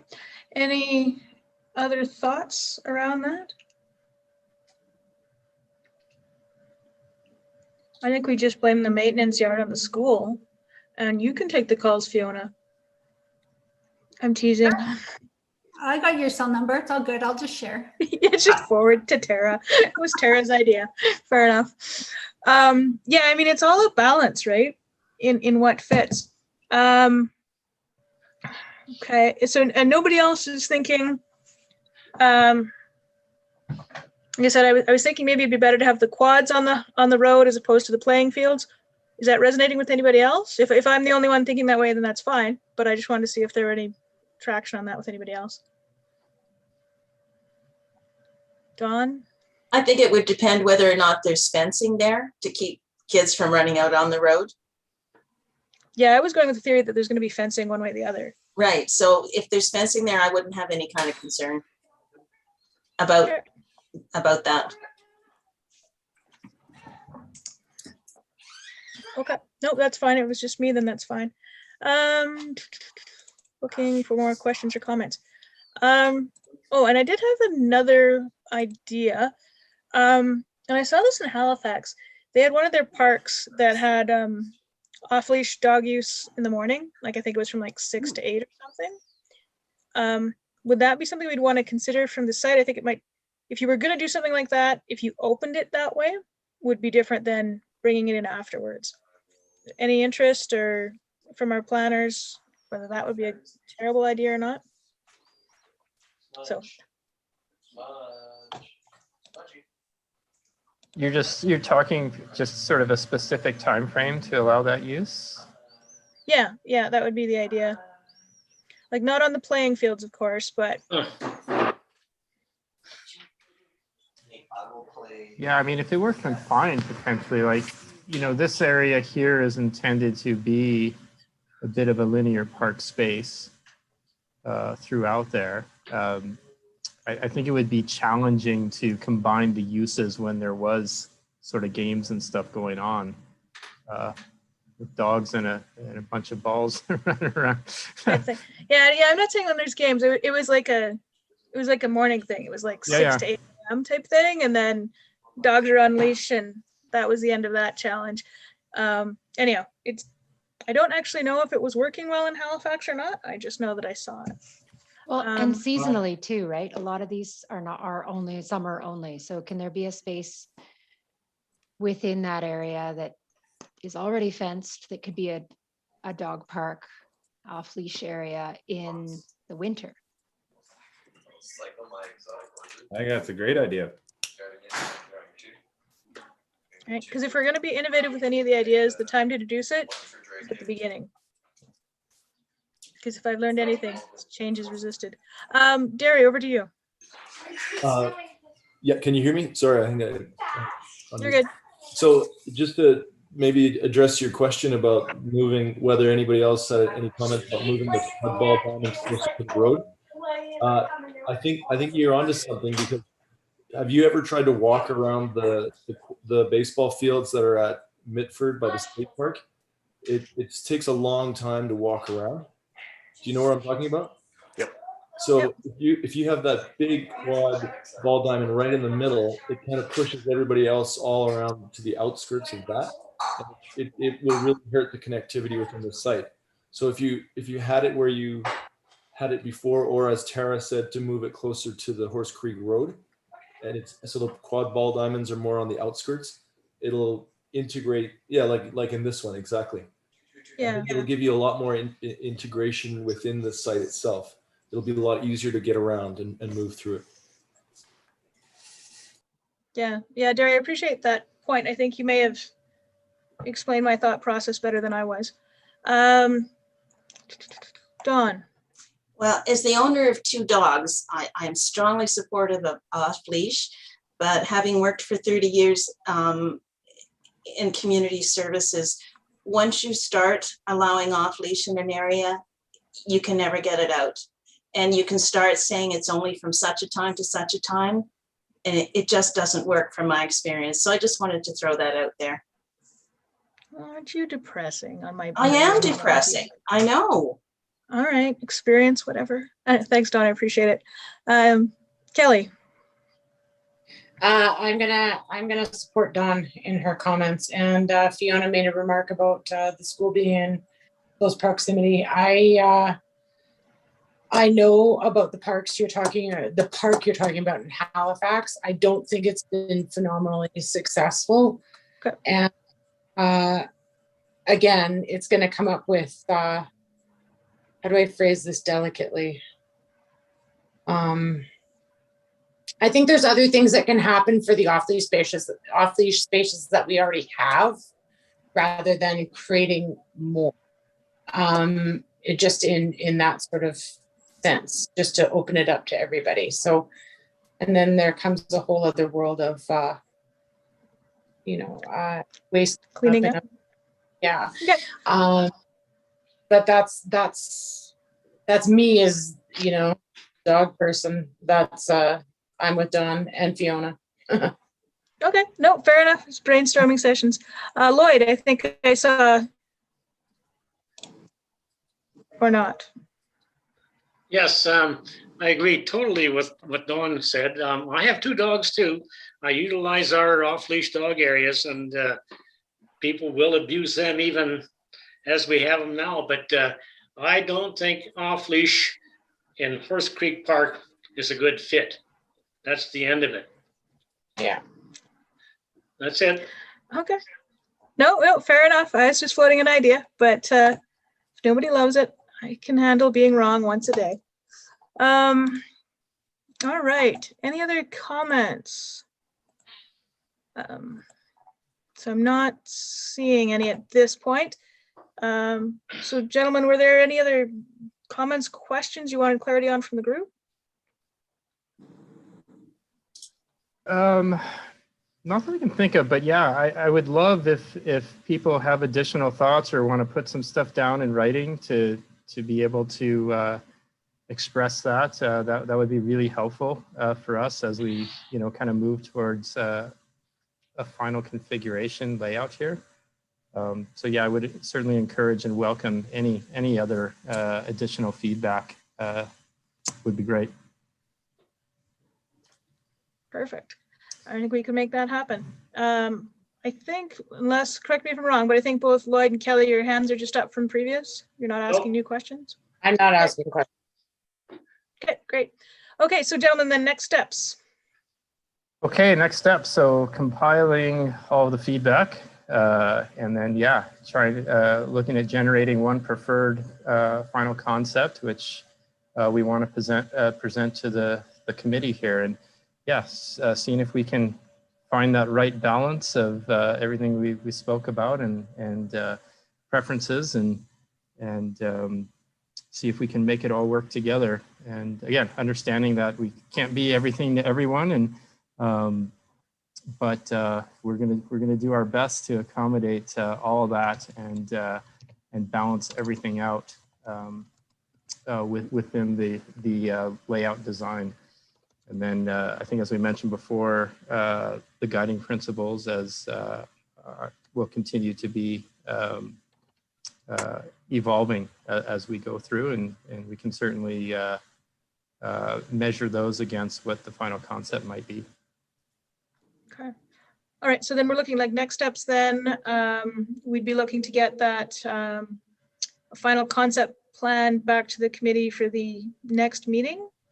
And then from there, we take that concept plan, and then we engage the public again and the user groups, or what's the step to engage the community?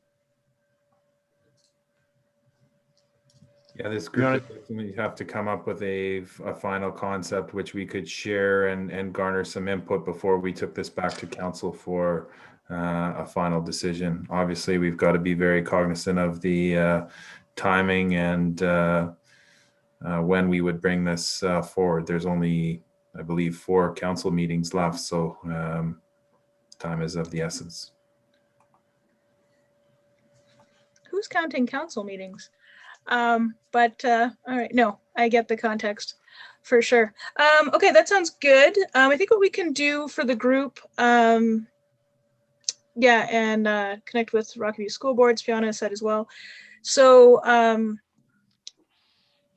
so Karen's going to provide to the group the concepts and this information, and then everyone can provide their comments on this back to Karen. I would ask that maybe that be done within the next week, maybe even by Sunday night, so that we could get our comments back to everyone in a timely manner, and they can have the time to integrate it into their thinking. Does that work for anyone? Or how about everyone? Yep. Good. Okay. All righty. Okay, well, I think we've wrapped that up then. So, gentlemen, thank you again for an amazing presentation. I think, pulling this together, I'm looking forward to taking this to the community, and hopefully we can take that next step in filling our recreation gaps that are becoming more and more obvious to me all the time. So unless anybody else, any other questions, then we are going to close this discussion, and I would then just ask for a motion to receive this for information. And Peggy, I can see you, so I'm asking you to make that motion. Excellent. All in favor? Good. Okay. And then Drew just flagged it. Next meeting is June 22nd. Following that, July 27th. Now we have reached 9 o'clock. So I will just communications priorities and engagement, council priorities.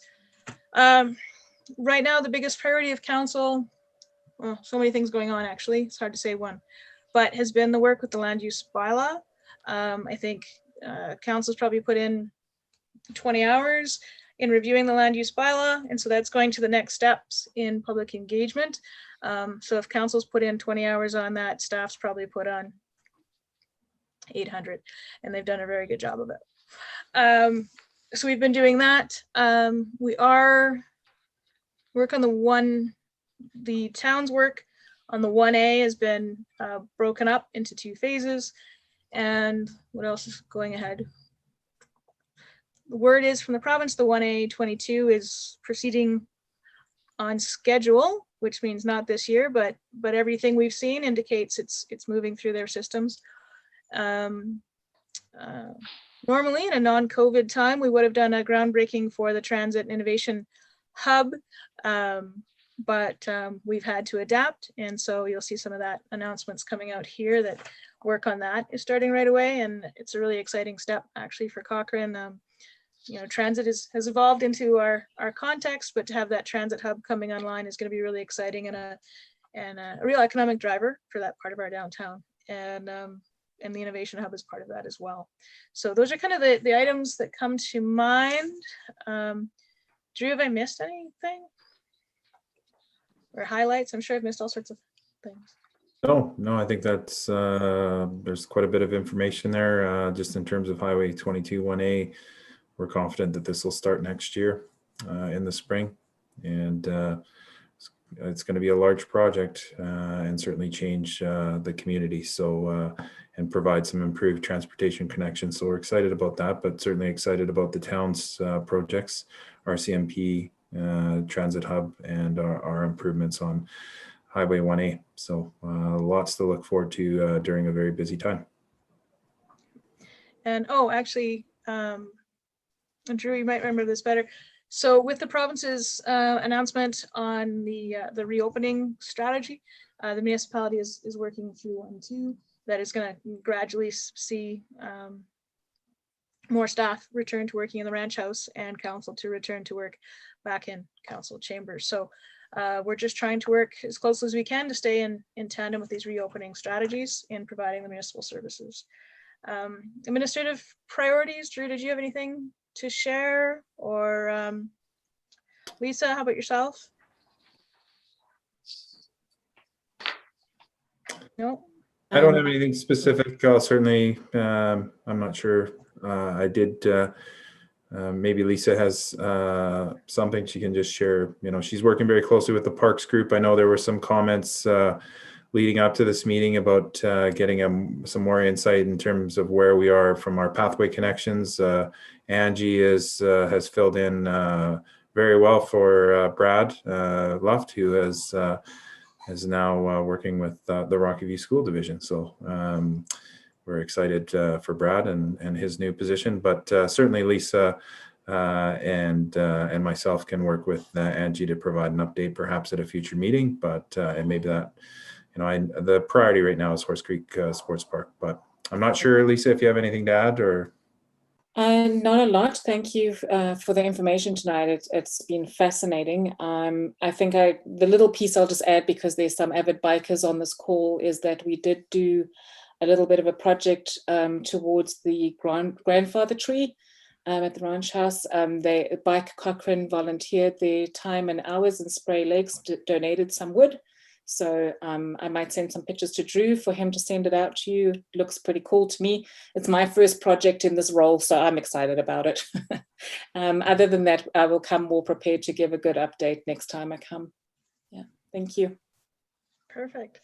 And Lisa's done an excellent job onboarding and stepping up to the plate for us. I think the theme for a lot of our staff since New Year's has been drinking from the fire hose. And they do a very good job of it. Yeah. Okay, so I think that's covered kind of the administration priorities. I know the committee has had some ideas that they wanted to bring up. Lloyd, did you have something you wanted to highlight? Well, in speaking with about the announcements of our up and coming meetings, could we also have the Zoom link added to the same page instead of going back to an old email for that? Yeah, well, sure. We can ask Karen and staff to see if there's a kind of a clearer way to give it to the committee, if that works. Yeah, just so that when you get the announcement for the next meeting, it also includes the link for the Zoom meeting.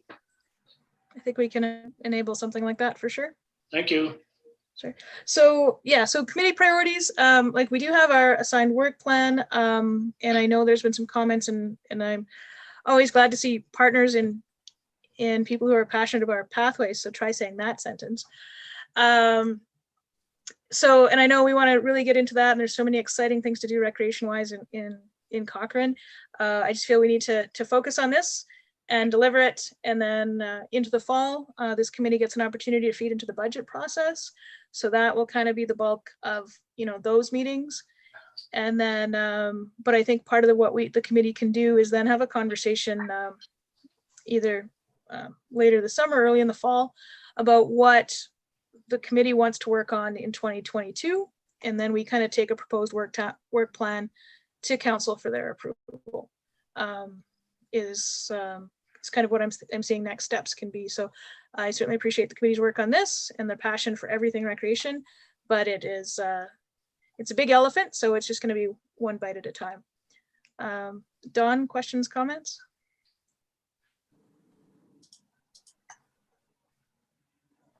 I can't hear you right now.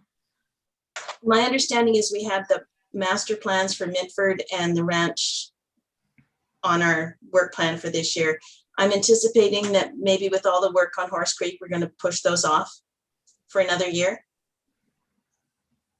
Don, that's Brad's departure. Oh, for sure. Certainly has put a lot of burden. I think Councillor McFadden said it very well, that there are some gaps that have been exposed, certainly, and just getting those done. I think the simple answer is that we will not have an opportunity to get those complete this year. Right. Makes sense. Thanks, Drew. Yeah, we are operating at some places we just don't have the capacity right now to deal with a lot of the projects, and it's frustrating all around, but it is what it is, and kudos to our staff that are adapting, but there is some momentum that has been lost that we're really not going to be able to regain until we get the right people in place. The good news though is it's budgeted for, and that can often be the major stumbling block actually. So I think then, now we usually do a roundtable. It's 9:11, so I will open it up to a roundtable. Fiona from Rocky View. We probably don't have the roundtable group because Fiona has left us, so we don't have a school board update. We don't have the Ag Society here, nor do we have, and Councillor Reed's not here either, so we don't really have the partner updates. But with that, I will quickly open it up to the group for a quick roundtable if you have any questions, comments that you want to wrap up the evening with. No? Okay, so from my lens, it's a bunch of blank faces. So I'll take that as we're done. But yeah, again, committee members and certainly Kyle and Greg, thank you for your presentation and your time tonight. I appreciate everybody's passion around our parks, and we're going to advance it, and it's going to be amazing. And so, but thank you for giving up or contributing another evening, a beautiful summer evening to Parks and Recreation, and your time to us tonight. So thank you very much, and watch for the email from the team. And then if you could have a review and give any comments in by Sunday night, I think would be appropriate. So thank you very much. Any questions ever, just reach on out to me. Thanks, Tara. Thanks, Drew. Excellent. Tara. All right. Thanks, everybody. Bye-bye. Thanks. Oh, Thanks. I'm adjourning the meeting. Oh, wait, stop. I forgot something. Sorry. Derry, you've made the motion to accept the communication priorities and engagement updates. Yes. And I'm calling for approval of that. And it's unanimous. Thank you. Okay, now I'm officially adjourning the meeting. So thanks. Thanks, everybody. Bye. Bye-bye. Bye.